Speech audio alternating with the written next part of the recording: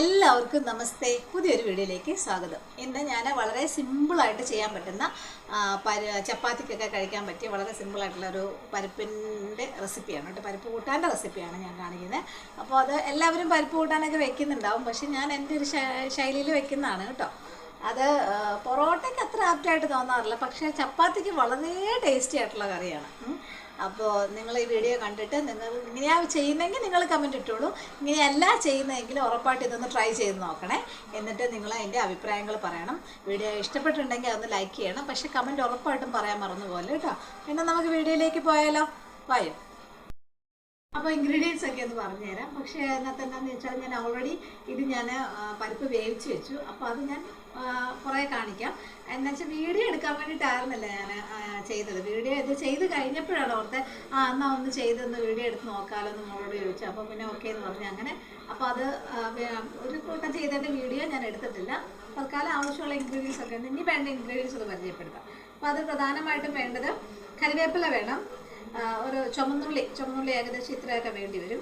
പിന്നെ വെളുത്തുള്ളി വേണം, 2 പച്ചമുളക് നിങ്ങൾക്ക് ആവശ്യത്തിനുള്ള എടുത്താൽ മതി. പച്ചമുളക് എരിവിന് ആവശ്യമായിട്ട് വറ്റൽമുളക് എടുത്താൽ മതി. പിന്നെ പ്രധാനമായിട്ടും വേണ്ടത് പരിപ്പും തക്കാളിക്കയും കൂടിയാണ് വേണ്ടത്. അത് ഞാനിവിടെ ഓൾറെഡി വേവിച്ച് വെച്ചു. പച്ചമുളകും പരിപ്പും തക്കാളിക്കയും കൂടെ ഞാനിവിടെ കുക്കറിൽ വേവിച്ച് വെച്ചിട്ടുണ്ട്. ഞാൻ ആദ്യമേ പറഞ്ഞു വീഡിയോ എടുക്കാൻ നിന്നതല്ല.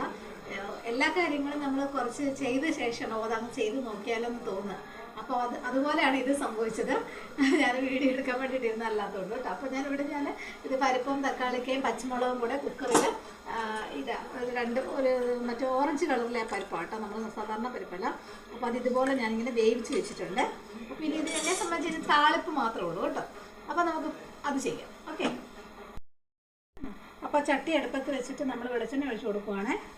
ആവശ്യത്തിനുള്ള വെളിച്ചെണ്ണ ഒഴിച്ച് കൊടുക്കാം.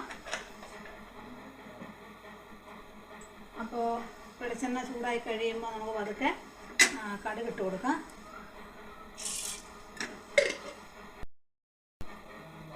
കടുക് പൊട്ടി തുടങ്ങുമ്പോഴത്തേക്ക് അതിലേക്ക് ഒരു വറ്റൽമുളക് ഇടുന്നുള്ളൂ ഞാൻ. കാരണം ഇടിച്ച മുളക് ഇടുന്നുണ്ടോ കേട്ടോ, മുളക് ഇടിച്ചല്ലേ ചേർക്കുന്നത്. അപ്പോൾ അതുകൊണ്ട് ഞാനൊരു വറ്റൽമുളക് ഇടുന്നുള്ളൂ. അപ്പോൾ കടുക് പൊട്ടി തുടങ്ങി അതിലേക്ക് നമ്മൾ വറ്റൽമുളക് ഒരെണ്ണം കഷ്ണിച്ചിട്ടാണ്. എന്നിട്ട് വറ്റൽമുളക് മൂത്ത് വന്നപ്പോഴത്തേക്കിനും കടുകും പൊട്ടി കഴിഞ്ഞു കേട്ടോ. അപ്പോൾ നമ്മൾ ഈ ചതച്ച് വെച്ചിരിക്കുന്ന ചുവന്നുള്ളിയും വെളുത്തുള്ളിയും കൂടെ ചതച്ച് വെച്ചിട്ടുണ്ട്. അത് അങ്ങോട്ടേക്ക് ഇട്ട് കൊടുക്കുകയാണ്.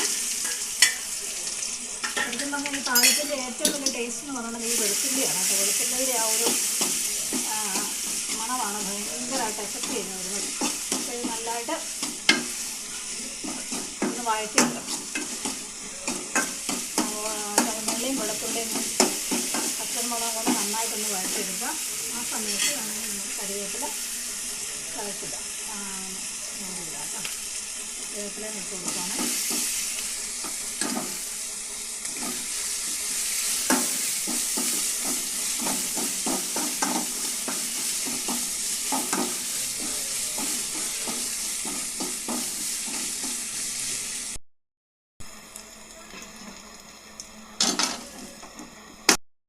മൂത്ത് വന്നിട്ടുണ്ട്. അതിലേക്ക് നമ്മൾ ഒരൽപ്പം മഞ്ഞൾപ്പൊടി ലേശം മതി കേട്ടോ. മഞ്ഞൾപ്പൊടിയും നമ്മൾ ചതച്ച് വെച്ചിരിക്കുന്ന വറ്റൽമുളകും കൂടെ ചേർത്ത് കൊടുക്കുവാണ് കേട്ടോ. എന്നിട്ടൊന്ന് മൂപ്പിക്കാം. ആ വെളുത്തുള്ളി ഉള്ളതാണ് ചട്ടിയിലിരിക്കുന്നത്. ജസ്റ്റ് ഒന്ന് മൂത്ത് വന്നാൽ മതി. ഒത്തിരി അങ്ങോട്ട് കരിഞ്ഞു പോകരുത്. ഒന്ന് ജസ്റ്റ് ഒന്ന് മൂത്ത് വന്നാൽ മതി. മൂത്ത് വരുമ്പോഴത്തേക്ക് നമുക്ക് പരിപ്പും തക്കാളിക്കയും അതുപോലെ തന്നെ പച്ചമുളകും ആവശ്യത്തിന് കൂടെ ചേർത്ത് വെച്ചേക്കുന്ന ഇതാണ് കേട്ടോ. അതങ്ങോട്ട് ഒഴിച്ചു കൊടുക്കും.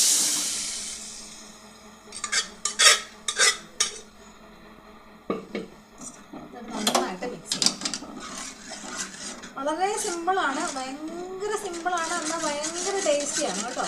മറ്റ് നമുക്ക് വേറെ ഏതൊരു കറിയൊക്കെ ചോറിനും കൂട്ടാം. നല്ല ചൂട് ചോറിൻ്റെ കൂടെ ആണെങ്കിൽ ഒരു കഷ്ണം ഉണക്കമീനും കൂടി ഉണ്ടെങ്കിൽ സൂപ്പറായത് കഴിക്കാൻ.